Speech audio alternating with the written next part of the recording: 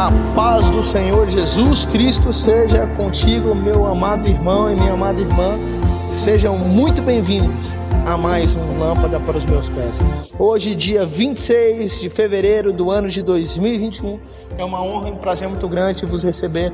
Obrigado por você que tem me acompanhado todos os dias aqui, lendo a palavra juntos, e como temos sido abençoados pelo Senhor. Se é a sua primeira vez aqui no canal, estamos com um projeto de leitura bíblica para o ano de 2021, onde vamos ler todo o Antigo Testamento uma única vez, de janeiro a dezembro. Iniciamos lá no dia 1º de janeiro e vamos ler também o Novo Testamento duas vezes, de janeiro a junho, julho até dezembro. Disponibilizo para você aí na descrição do vídeo um material que pode te auxiliar para que você possa acompanhar a leitura, o plano de leitura. Vai lá, clica no link azul e faça o download. Amém?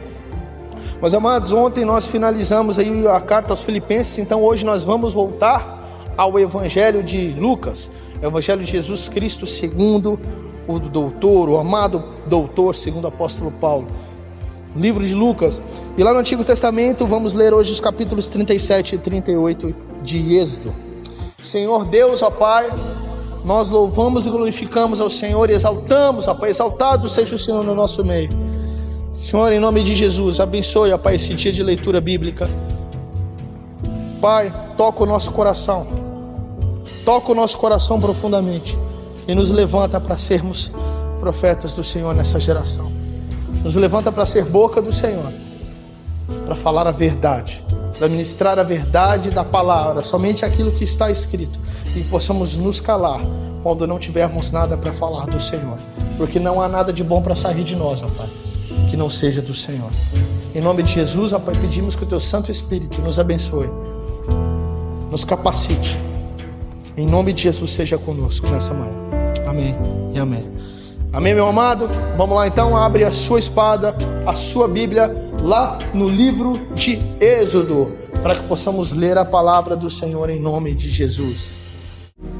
Amém, vamos lá então, Êxodo, capítulo 37, no verso 1. Vamos que vamos.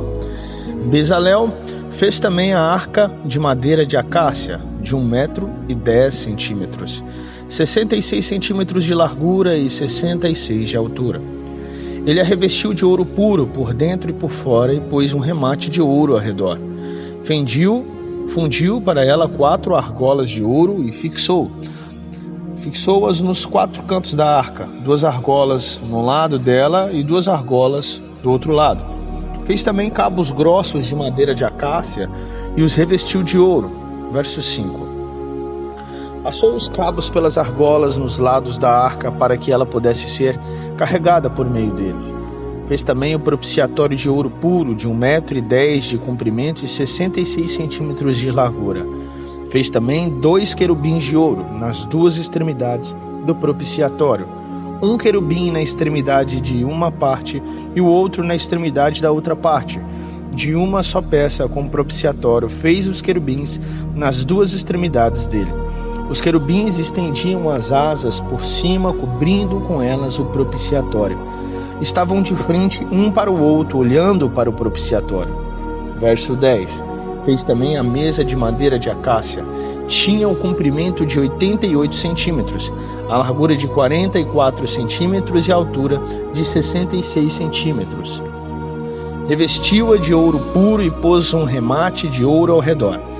Também lhe fez uma borda ao redor da largura de 4 dedos e pôs um remate ao redor da porta. Também fez 4 argolas de ouro e fixou-as nos 4 cantos que estavam nos 4 pés da mesa. Perto da borda estavam as argolas, como lugares para os cabos, para carregar a mesa. Fez os cabos de madeira de acácia e revestiu-os de ouro, para que a mesa pudesse ser carregada por meio deles. Também fez de ouro puro os utensílios que deveriam estar sobre a mesa, os seus pratos, os seus recipientes para incenso, as suas jarras e as suas taças em que seriam oferecidas as libações. Fez também o candelabro de ouro puro, de ouro batido fez. O seu pedestal, a sua haste, os seus cálices, as suas maçanetas, as suas flores formavam com ele uma só peça. 6 hastes saíram dos lados do candelabro, 3 de um lado, 3 do outro.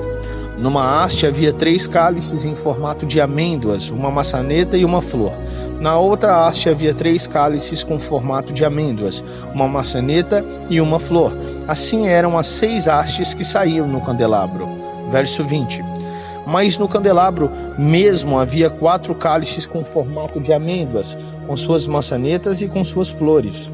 Havia uma maçaneta sobre 2 hastes que saíam dele, e ainda uma maçaneta sobre 2 outras hastes que saíam dele, e ainda mais uma maçaneta sobre 2 outras hastes que saíam dele. Assim se fez com as 6 hastes que saíam de um candelabro.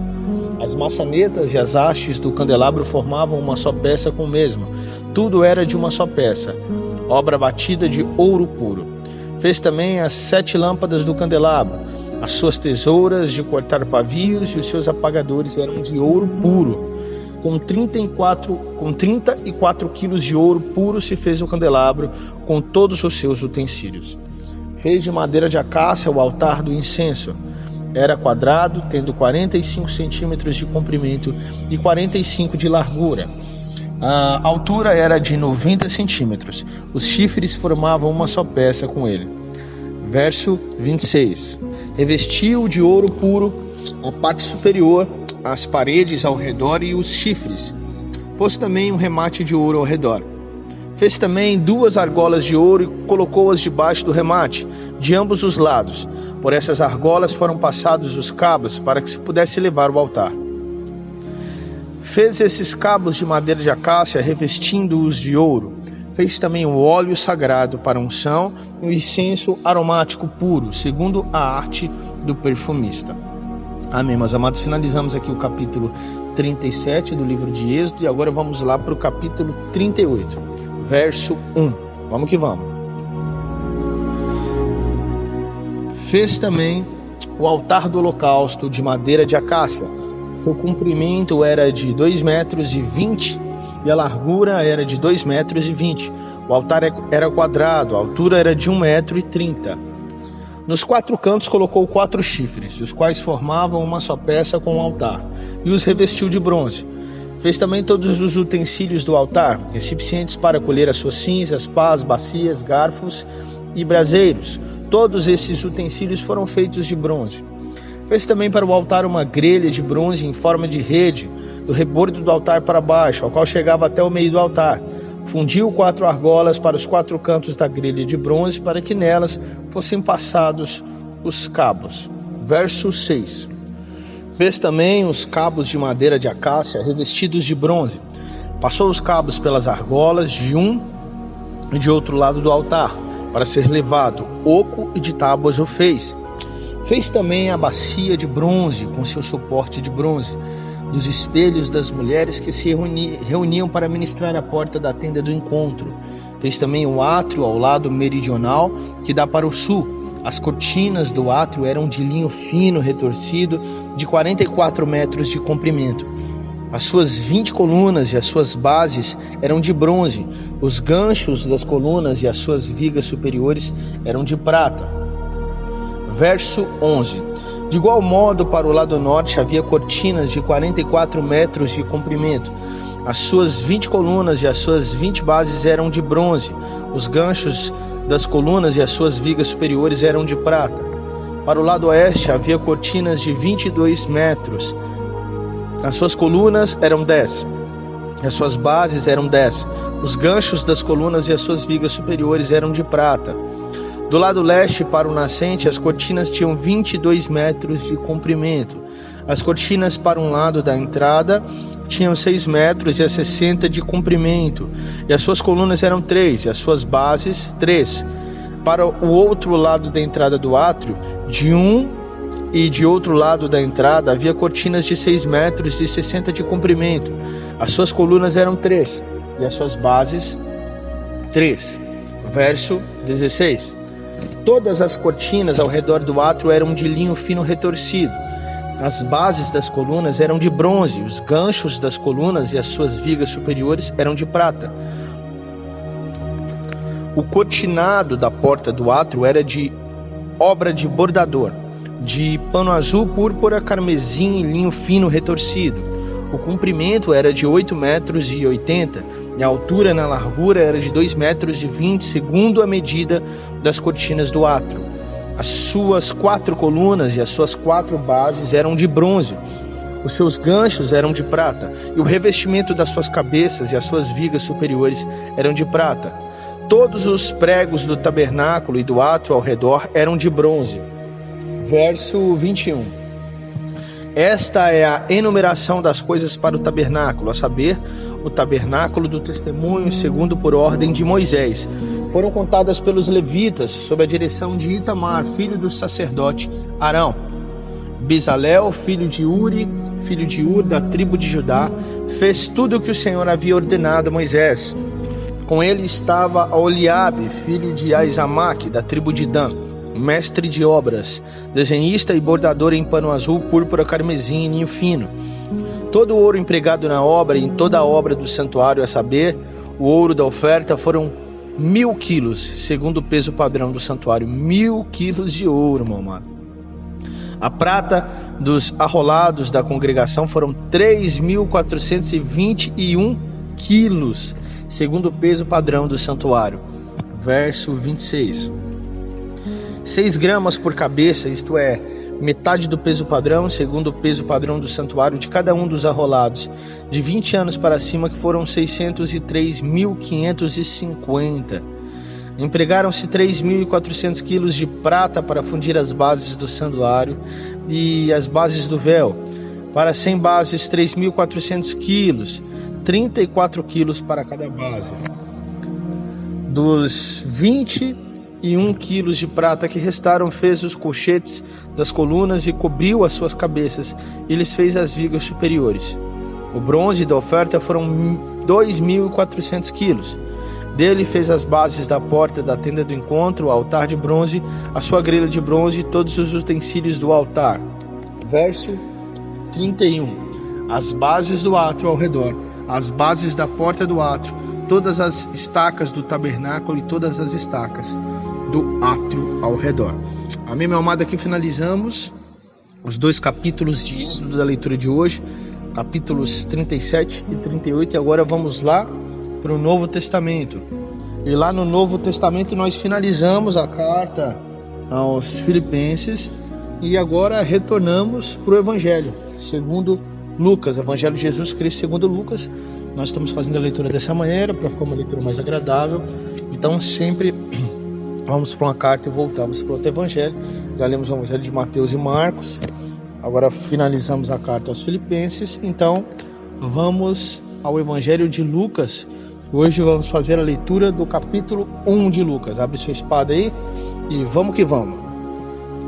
Visto que muitos já empreenderam uma narração coordenada dos fatos que entre nós se realizaram, conforme nos transmitiram os que desde o princípio foram deles testemunhas oculares e ministros da palavra, igualmente a mim pareceu bem, depois de cuidadosa investigação de tudo desde a sua origem, dar-lhe por escrito, excelentíssimo Teófilo, uma exposição em ordem, para que você tenha plena certeza das verdades em quem foi instruído. Nos dias de Herodes, rei da Judéia, houve um sacerdote chamado Zacarias, do turno de Abias. A mulher dele era das filhas de Arão e se chamava Isabel. Verso 6. Ambos eram justos diante de Deus, vivendo de forma irrepreensível em todos os preceitos e mandamentos do Senhor, tanto Zacarias como Isabel. Eles não tinham filhos, porque Isabel era estéril, e os dois já tinham idade avançada. Lembrando outras histórias que nós vimos aí para trás, né? Dos pais, dos nossos pais. Eles não tinham filhos, porque Do 7 vamos para o 8. E aconteceu que enquanto Zacarias exercia o sacerdócio diante de Deus na ordem do seu turno, coube-lhe por sorteio, segundo o costume sacerdotal, entrar no santuário do Senhor para queimar o incenso. Durante esse tempo, toda a multidão do povo permanecia na parte de fora, orando. Verso 11. E eis que apareceu a Zacarias um anjo do Senhor, em pé à direita do altar do incenso. Ao vê-lo, Zacarias ficou assustado e o temor se apoderou dele. O anjo, porém, lhe disse: não tenha medo, Zacarias, porque a sua oração foi ouvida. Isabel, sua esposa, dará à luz um filho, a quem você dará o nome de João. Você ficará alegre e feliz, e muitos ficarão contentes com o nascimento dele, pois ele será grande diante do Senhor. Não beberá vinho nem bebida forte, e será cheio do Espírito Santo, já desde o ventre materno. Verso 16. Ele converterá muitos dos filhos de Israel ao Senhor, seu Deus. Irá diante do Senhor no espírito e poder de Elias, para converter o coração dos pais aos filhos, converter os desobedientes à prudência dos justos e habilitar para o Senhor um povo preparado. Então Zacarias perguntou ao anjo: como terei certeza disso? Pois eu sou velho e a minha mulher também já tem idade avançada. O anjo respondeu: eu sou Gabriel, que estou a serviço de Deus, e fui enviado para falar com você e lhe trazer essa boa notícia. Todavia, você ficará mudo e não poderá falar até o dia em que essas coisas vierem a acontecer, porque você não acreditou nas minhas palavras, as quais, no devido tempo, se cumprirão. Verso 21. O povo estava esperando Zacarias e admirava-se com a demora dele no santuário. Quando Zacarias saiu, não lhes podia falar. Então entenderam que ele havia tido uma visão no santuário, e expressava-se por sinais e permanecia mudo. Aconteceu que, terminados os dias do seu ministério, Zacarias voltou para casa. Passados esses dias, Isabel, a mulher de Zacarias, ficou grávida, e ela não saiu de casa durante 5 meses, dizendo: foi isto o que o Senhor me fez, ao completar-me para acabar com a minha vergonha diante das pessoas. Verso 26. No 6º mês, o anjo Gabriel foi enviado por Deus a uma cidade da Galileia chamada Nazaré, a uma virgem que estava comprometida a casar com um homem da casa de Davi, cujo nome era José. A virgem se chamava Maria. E aproximando-se dela, o anjo disse: salve, agraciada, o Senhor está com você. Ela, porém, ao ouvir esta voz, perturbou-se muito e pôs-se a pensar no que poderia significar essa saudação. Mas o anjo lhe disse: não tenha medo, Maria, porque você foi abençoada por Deus. Verso 31.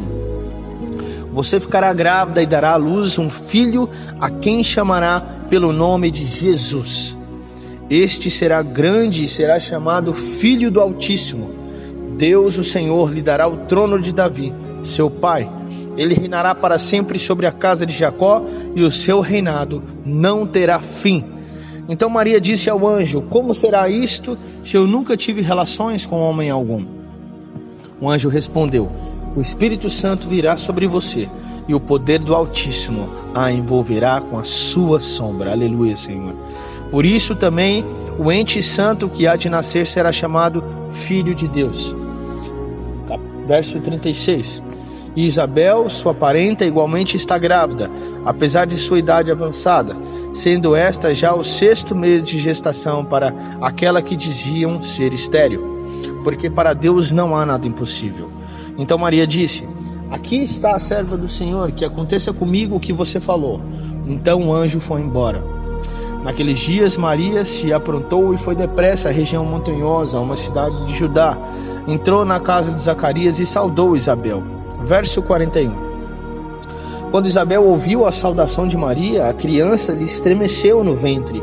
Então Isabel ficou cheia do Espírito Santo e exclamou em alta voz: bendita é você entre as mulheres, e bendito o fruto do seu ventre. E que grande honra é para mim receber a visita da mãe do meu Senhor. pois logo que me chegou aos ouvidos a voz da saudação que você fez, a criança estremeceu de alegria dentro de mim. Bem-aventurada a que creu, porque serão cumpridas as palavras que lhe foram ditas da parte do Senhor. Então Maria disse, aqui no verso 46, a minha alma engrandece ao Senhor, e meu espírito se alegrou em Deus meu Salvador, porque ele atentou para a humildade da sua serva. Pois desde agora todas as gerações me considerarão bem-aventurada, porque o poderoso me fez grandes coisas, santo é o seu nome. A sua misericórdia vai de geração em geração sobre os que o temem. Verso 51. Agiu com seu braço valorosamente, dispersou os que no coração alimentavam pensamentos soberbos, derrubou dos seus tronos os poderosos e exaltou os humildes, encheu de bens os famintos e despediu vazios os ricos, amparou Israel, seu servo, a fim de lembrar-se da sua misericórdia, a favor de Abraão e de sua descendência para sempre, como havia prometido aos seus pais. Verso 56. Maria permaneceu cerca de 3 meses com Isabel e voltou para casa. Quando chegou o tempo de Isabel dar à luz, ela teve um filho. Os vizinhos e parentes ouviram que o Senhor tinha usado de grande misericórdia para com Isabel e se alegraram com ela. Aconteceu que no 8º dia foram circuncidar o menino e queriam dar-lhe o nome de seu pai, Zacarias. Mas a mãe do menino disse, de modo nenhum, ele será chamado João. Disseram-lhe, mas você não tem nenhum parente com esse nome. Fizeram sinais perguntando ao pai do menino que nome queria que lhe desse. Então, pedindo uma tabuinha, ele escreveu, o nome dele é João, e todos se admiraram. Imediatamente a boca de Zacarias se abriu e a língua se soltou. Então começou a falar louvando a Deus. Todos os vizinhos deles ficaram possuídos de temor, e essas coisas foram divulgadas por toda a região montanhosa da Judéia. Todos os que as ouviram guardavam-nas no coração, dizendo, que virá a ser esse menino? E a mão do Senhor estava com ele. Zacarias, o pai de João, cheio do Espírito Santo, profetizou, dizendo, bendito seja o Senhor Deus de Israel, porque visitou e redimiu o seu povo, e nos suscitou plena e poderosa salvação da casa de Davi, seu servo, como havia prometido desde a antiguidade por boca dos seus santos profetas, para nos libertar dos nossos inimigos e das mãos de todos os que nos odeiam, para usar de misericórdia com os nossos pais e lembrar-se da sua santa aliança e do juramento que fez ao nosso pai Abraão, de conceder-nos que, livres das mãos dos inimigos, o adorássemos sem temor, em santidade e justiça diante dele todos os nossos dias. E você, menino, será chamado profeta do Altíssimo, porque precederá o Senhor, preparando-lhe os caminhos, para dar ao seu povo conhecimento da salvação por meio da remissão dos seus pecados. Graças à profunda misericórdia de nosso Deus, pelo qual nos visitará o sol nascente das alturas, para iluminar os que jazem nas trevas e na sombra da morte, dirigir os nossos pés pelo caminho da paz.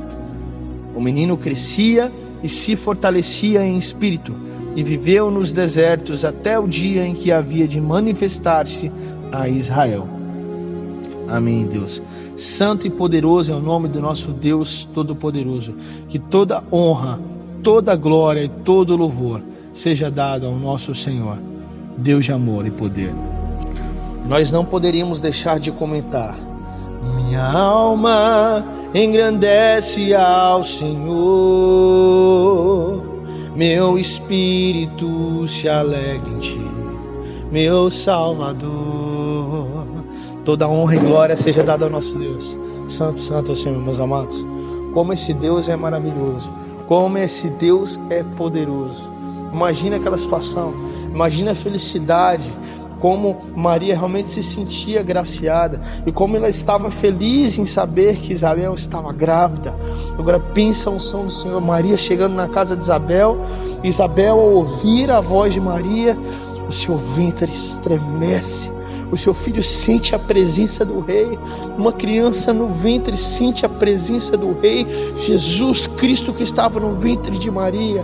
O Espírito Santo de Deus toma conta de Isabel, que começa a exaltar e louvar ao Senhor.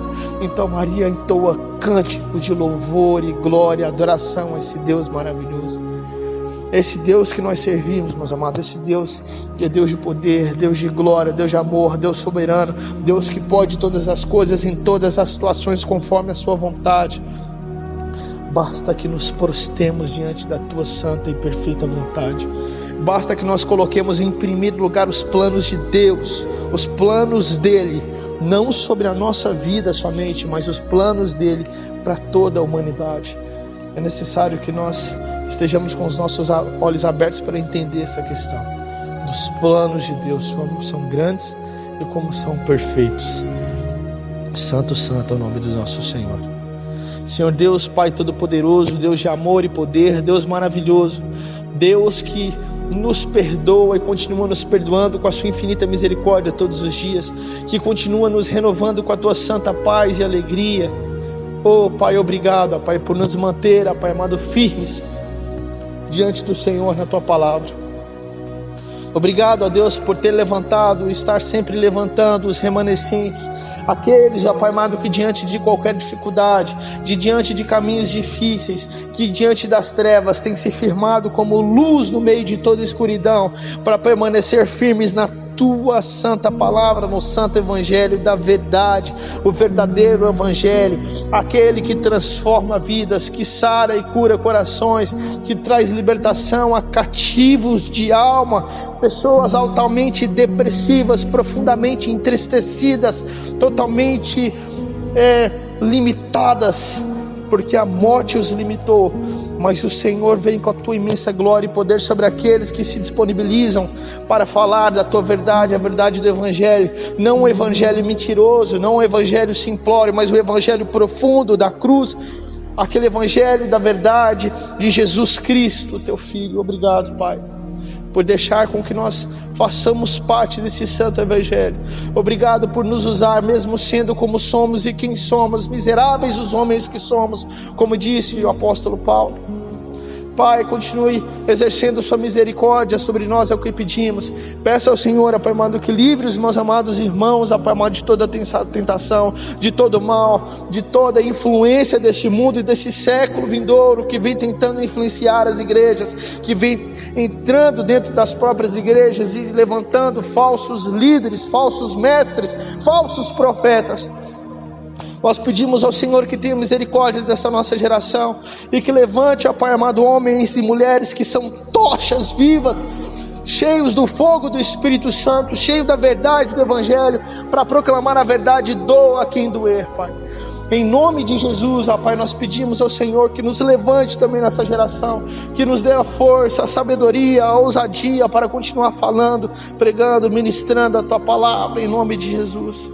Que o Senhor coloque, ó Pai, amor e compaixão nos nossos corações, para que possamos lembrar nesses nossos dias dos necessitados, das pessoas que precisam, ó Pai.